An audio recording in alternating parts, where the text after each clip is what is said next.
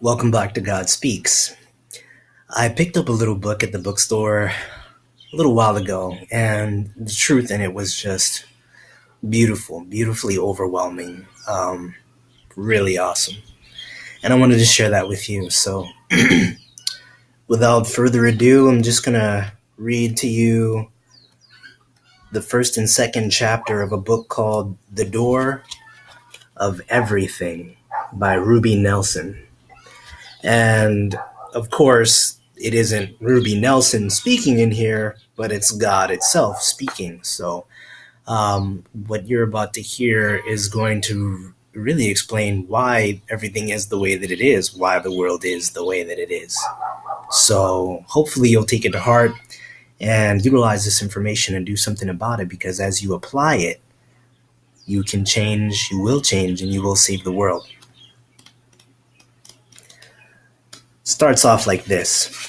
And this is an excerpt from the Odes of Solomon. Odes of Solomon PDF, you can look it up online, you can download it, it's free. Lots of gems in there, lots of gold, if you dig. It's amazing. I was crowned by my God. My crown is living. I received the face and the fashion of a new person, and the thought of truth led me on. I walked after it and did not wander. And all that have seen me were amazed, as I was regarded by them as a strange person. And he who knew and brought me up is the Most High in all his perfection. And he glorified me by his kindness, and raised my thoughts to the height of his truth. And from thence he gave me the way of his precepts, and I opened the doors that were closed, and broke in pieces the bars of iron. But my iron melted and dissolved before me. Nothing appeared closed to me, because I was the door of everything. Odes of Solomon. The Father Consciousness. Walk with me, the guiding voice of Father Consciousness, at the center of your soul, and I will lead you gently onward and raise your thoughts to the height of truth. I am the light of life within you, and I have continued to shine through all the darkness of your manifold experiences. But your darkness has comprehended me not. I am also the light of the world and the power thereof by which it was made. Contrary to appearances, I am not a lazy God who created the world and rested, then kept right on resting, indifferent to the fate of the many souls I made. The truth is that I am always with you, no matter where you are, for in me you live and move and have your being. If you would become conscious of my presence, look squarely in my face. Stretch your mind and heart and take a long, thorough, independent look. I will be everywhere, staring boldly back at you. If you look at the sky, you will know that I am blue. If you look at the night, you will know that I am black. If you look at a leaf, you will know that I am green. If you look at the midday sun, I will dazzle you with my brightness. If you look into the eyes of your husband or wife, you will see me twinkle. If you look at the ground on which you stand, you will know that it is holy. Every particle of dirt under your feet is a manifestation of my consciousness. Expressing in matter and in the microcosmic structure of this dirt exists the unchallenged pattern of my universal perfection. If you could behold these particles of dirt with extended vision, you would see that they are vibrant with my eternal light. This radiant light of my presence is in all things, from the lowly weeds to the stately trees to the most opulent galaxies far flung in space. The kitten curled up in your lap is as much a part of me as the baby on your knee. And whatever you do to the least of one of these, you do also unto me. Normally, you may not think of me when you behold such commonplace things as weeds or trees or babies. You are more likely to think of me when telescopes peer into the depths of my unbounded cosmos and bring back news of the awe-inspiring reaches of stars and galaxies and cosmic clouds, or when you hear mysterious mumblings about other dimensions, other realms. A baby, you say, or weed, or tree, is just something formed from the dust of the earth. And what is this dust of earth except a part of that awe-inspiring cosmos which just reminded you of me? Is there anything less awe-inspiring about a baby than about a galaxy, excluding, of course, the difference in size?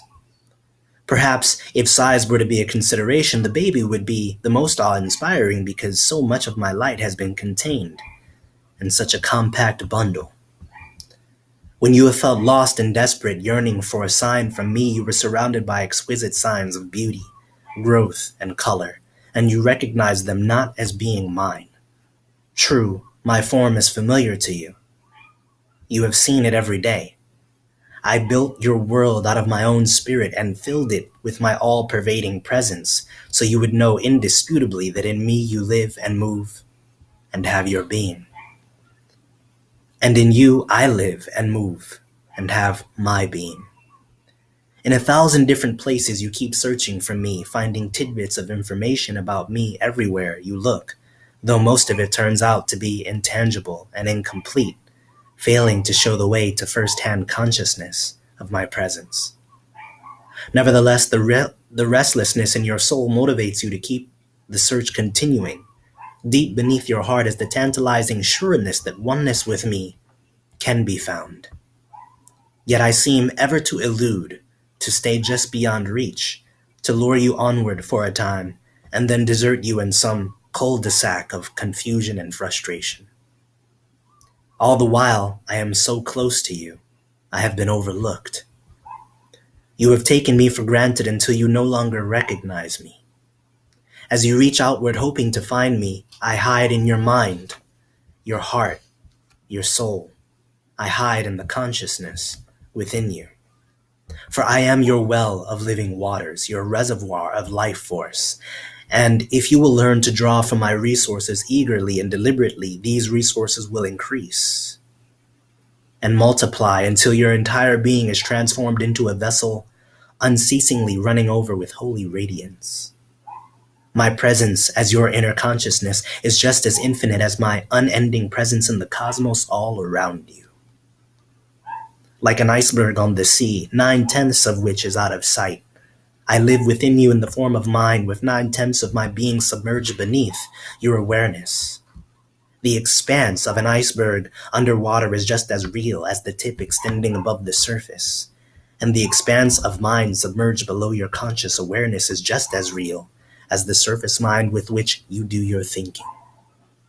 The submerged mind is like a sunken treasure chest, chock full of wonders, waiting for you to discover it and draw it to the surface. For the most part, it lies neglected and untouched, even though I have stored within it all my powers, all my wisdom, all the truth in the cosmos, the record of existence, the force that quickens and perfects, the peace that passes understanding, the love that conquers all. This submerged mind is your center of divine wisdom, an area of mind that does not think in the normal sense of the word. It knows. The nature of it is pure and holy. It has never been touched by limited or negative belief. It is a living part of me.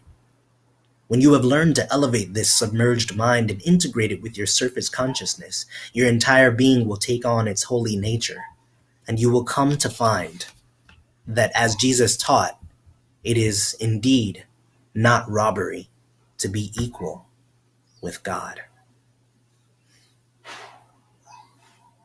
Your submerged mind extends into the central area of feeling, the heart. I live also in your heart as a reservoir of love that is immeasurable.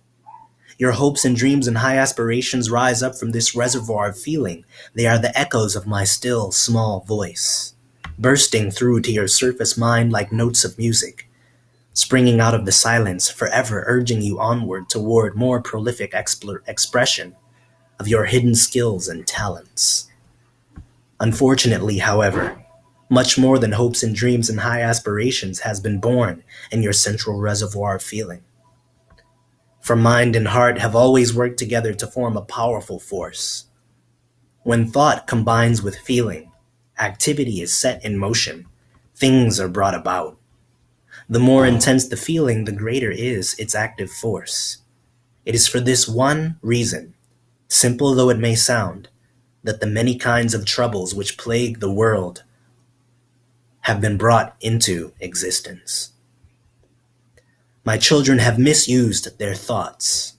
They have misused their feelings, innocently doing so, of course, not knowing of the mighty forces set in motion when thoughts and feelings blend. It is because of this misuse of thought and feeling that my planet Earth has been perverted. In actuality, it is a perfect world which I prepared with tender care and filled abundantly with my presence. However, since thoughts and feelings are living forces, and my children have let their thinking sink to imperfect levels, imperfect conditions are in operation, abounding and rebounding, superimposed, as it were, over my beautiful planet like a sinister spider web. This superimposed web of destructive forces is merely the sub-creation of the surface mind, that strictly human side of mind which evolved away from the Father consciousness and left my treasure chest of wisdom beneath the level of awareness. Jesus called this web of sub-creation appearances. Knowing that it lacked a foundation in reality, he taught the people of the world not to judge by appearances. He knew the power of the sub-creation was none other than the power which surface minds were giving it by belief in negative conditions and fear of destructive forces. He knew also of that submerged center of divine omniscience which is a living part of every soul on earth. He called this center the Father consciousness and taught that he who is within you is stronger than any power outside of you. The creative power of thought and feeling originating in the submerged mind is 10,000 times as great as the creative power of thought and feeling originating in the surface mind. For this reason, the destructive forces running rampant in the subcreation can be overcome by anyone who learns the truth of how to integrate the surface mind with the Holy Father consciousness. When I created you in my image and likeness, I made you perfect and placed you in a perfect world. I gave you a mind which is whole. It is one with me. Within that one mind, however, are many rates of vibration, resulting in many levels of consciousness. At the summit of the highest level of human consciousness, there is a door, through which you can slip and be free of all the influences you are under in the sub-creation. Chapter 2, the sub-creation. To call the web of human sub-creation appearances is not to say that it is imaginary. Actually, it is real, painfully, sometimes inhumanly real and active. Within this web of collective forces are included many experiences which have been accepted as the way of life, as the way life is. Wars, conflicts, violence, strife, and troubles in any form.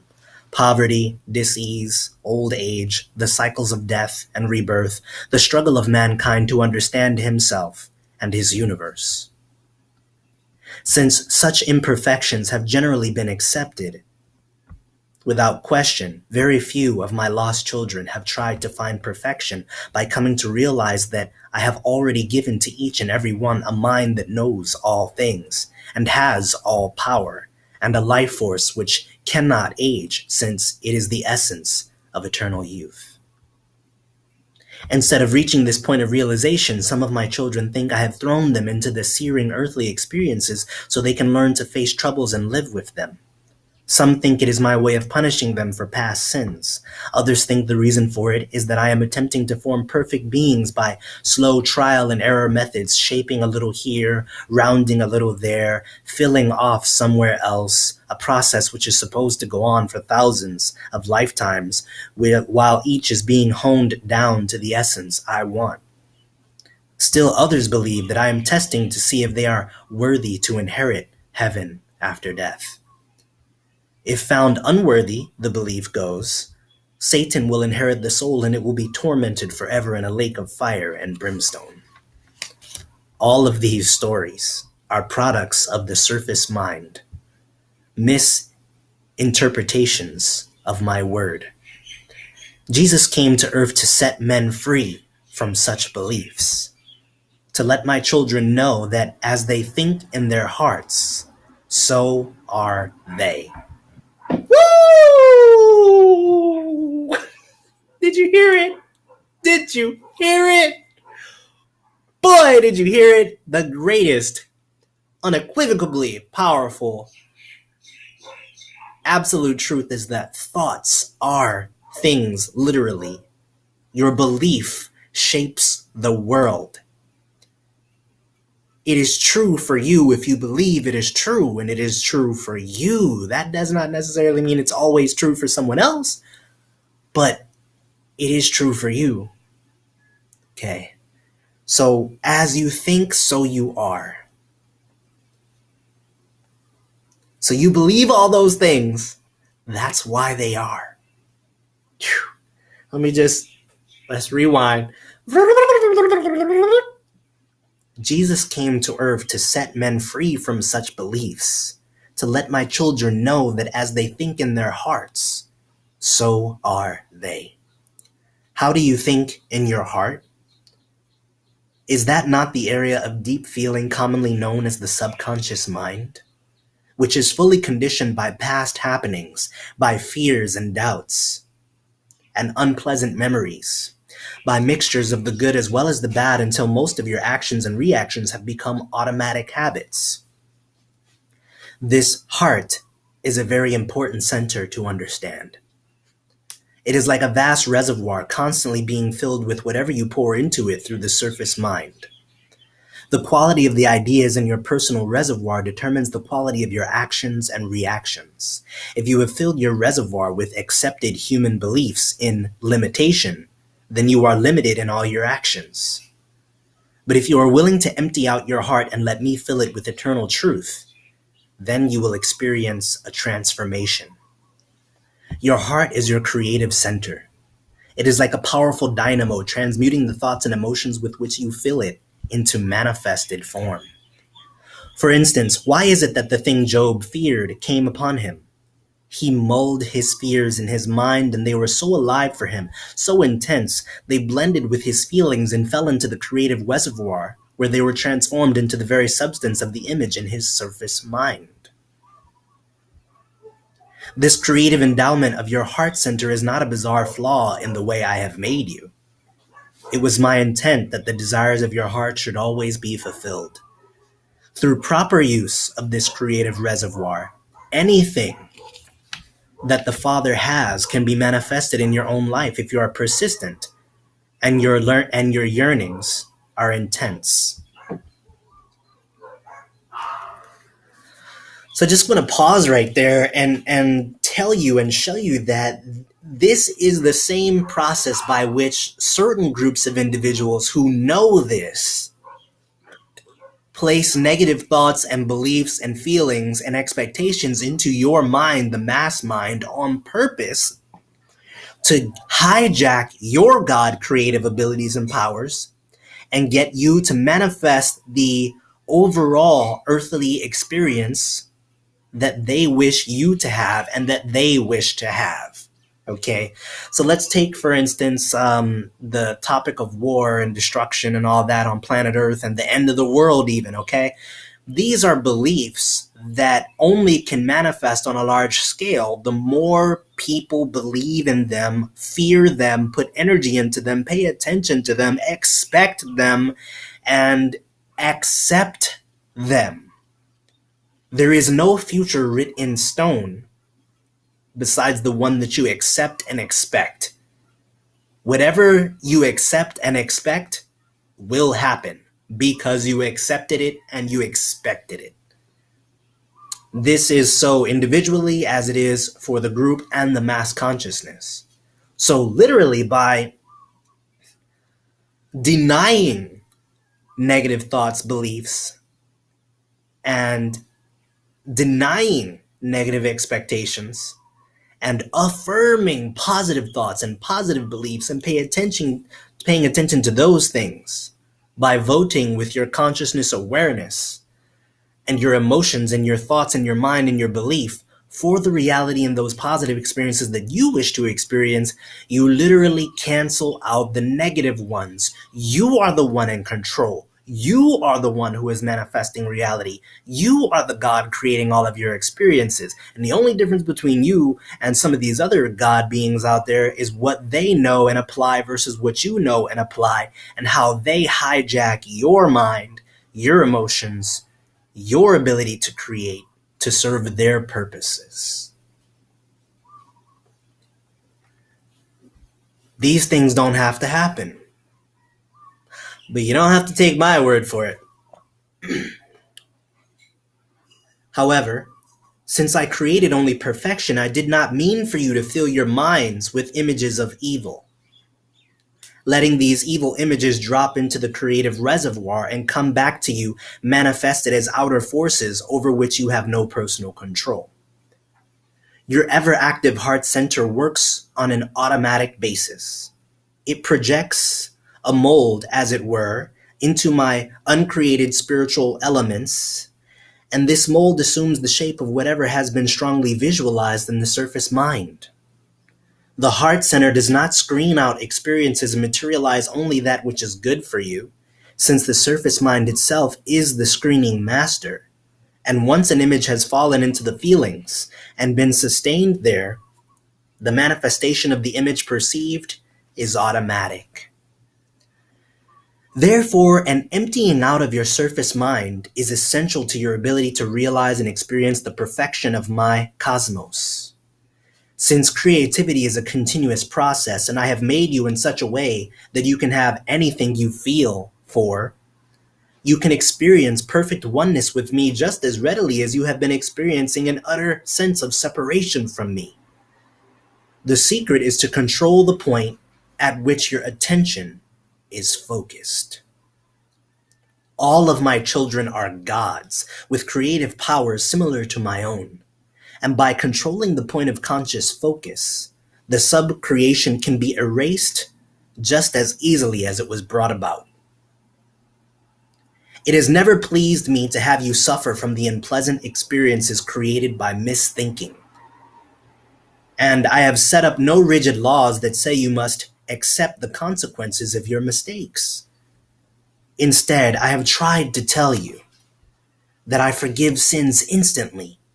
I cancel out the many effects of wrong thinking. I pull you through that door in mind and gather you under the shadow of my protective wing as soon as you stretch out your hand to let me know that you are ready.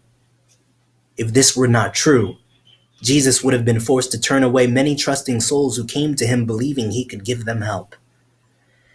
He probably would have had said to Mary Magdalene something like this: "Sorry, Mary, but you really are a wanton woman. You will have to reap what you have sown sooner or later. Might as well let the stones hit you and get it over with." Of course, he said no such thing. Well, he knew my eagerness and my power to cancel out all imperfections, all imperfect forces that are in operation. Well, he knew that Mary was my beloved daughter, and though her sins were as scarlet, I waited to make her white as snow. It is the same with you. You reap what you have sown as long as your surface mind is drifting here and there between the poles of good and evil, and your feelings are implanted by this surface mixture. As soon as you accept the truth of my eternal perfection and learn to master the surface mind, thereby controlling the reservoir of feeling, your level of consciousness is elevated to that tranquil apex wherein all evil conditions fall under the dominion of my light. It was on this level of consciousness that Jesus lived, on the inside of that door to submerged mind. From this exalted level, he was able to erase the appearances of the subcreation and restore perfection to my ailing children. Not only did he overcome death of his own body, he restored the bodies of others who had died. Lazarus was a very dear friend, and Jesus taught him and Mary and Martha my most precious truths. Lazarus could have overcome death for himself if he had accepted these truths thoroughly enough to make them active in his creative dynamo of feeling. He was accepting these teachings with his surface mind, but they had not become subconscious. He had not grasped the feeling of truth fully enough for it to drop into his heart center and be manifested as the reality of his experiences. His subconscious still harbored the old belief that death and the grave are necessary steps along the road to eternity. Therefore, he died, as do all who hold to this belief, since there is so much evidence in its favor. Jesus wept because Lazarus was in possession of the truth that makes men free from earthly law, but he had been unable to let go of the old long enough to put the new on. Lazarus was reaping what he had sown in the subconscious. The earthly law of cause and consequence had done its destructive work. Still, this did not stop Jesus. My power within is always greater than any power without. When Jesus said, "Lazarus, come forth," the law of cause and consequence was superseded, and even the decaying body cells responded to his unspoken recognition of my omnipresent life. When questioned once about a number of Galileans who had been destroyed, Jesus answered, "Suppose you that these Galileans were sinners above all the Galileans because they suffered such things? I tell you, nay, but except you repent, you shall all likewise perish." Or those 18 upon whom the tower of Siloam fell and slew them, think you that they were sinners above all men that dwelt in Jerusalem? I tell you, nay, but except you repent, you shall all likewise perish. Except you repent, except you turn around exactly where you are and swing your thoughts and feelings to the positive pole, sooner or later the wages of negative reactions will mean destruction for you too. Now, I tell you, long before I got this book and read these words, I had been telling you this stuff on my channel. So once again, it is not the human that has been and that is speaking to you. Even though you look and you see a human, you mistake this for a human. Okay? God speaks.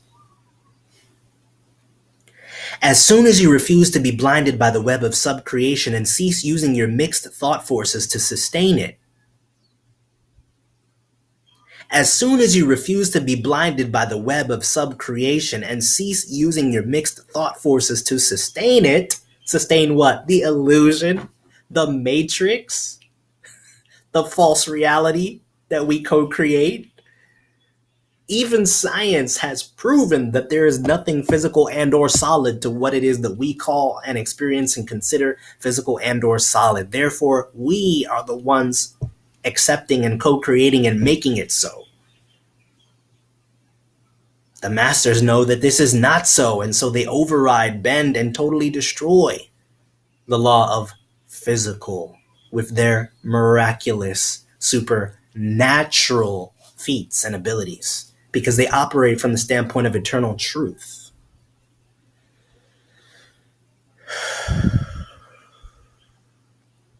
As soon as you refuse to be blinded by the web of subcreation and cease using your mixed thought forces to sustain it, it will dissolve before you, first individually, then collectively, as you will be lifted free into the promised land of good. Then you will see me as I am and know at last it never was my will to have you boiling in such a torrid earthly stew pot. You have always been willing to believe, have you not, in a God who has all wisdom and all power? Then why should you be deceived into thinking that I was unable to make you perfect when I created you? Had I to leave you half-finished, a fragile, defenseless creature often incapable of dealing with the environment around you? The truth is that I created you in my image and likeness, and you are destined to realize this equality in its fullest measure. Pause. Psalms 82. Have I not said, you are gods? What? Jesus, Be perfect as your Father in heaven is perfect, aka be like God. Be a God. Anybody listening? Is anybody listening? I hope somebody listening. I hope somebody's comprehending this right now. Whew. The truth is that I created you in my image and likeness, and you are destined to realize this equality in its fullest measure. The missing link in this realization has been the surface mind and its tendency to remain focused in the wrong direction. I stand at the door of your consciousness knocking. If you will only turn toward me, emptying yourself out to receive my spirit, I will pour so much light into the reservoir of your heart that it will run over with goodness and mercy all the days of your eternal life. By the power of this light, your subconscious reservoir of feeling can be lifted up to its original purity, thereby exalting your reactions, causing you to put on the living crown of life, to receive the face and fashion of a new person, to open the door in consciousness which has been closed to you. When this happens, the old order of life will pass away, and the sub-created web which seemed as invincible as enclosing bars of iron will melt and dissolve before you. This renovation does not depend on time or place, but solely on your acceptance and application of the truth that you are really created in the image and likeness of your God. And therefore, everything that the Father has is yours. Everything that God can do, you can do. Everything that God knows, you can know. It's right there, man. People hate me because I tell you the truth. They hate me. They try to kill me because I'm telling you this stuff. Take back your power. Help me save the world. Help me co-create heaven on earth. Help me free humanity from its shackles. I love you. Nothing but the truth. Once again, I'm going to bring more to you really soon. Welcome to God Speaks. Again, have a good one. I love you. Peace.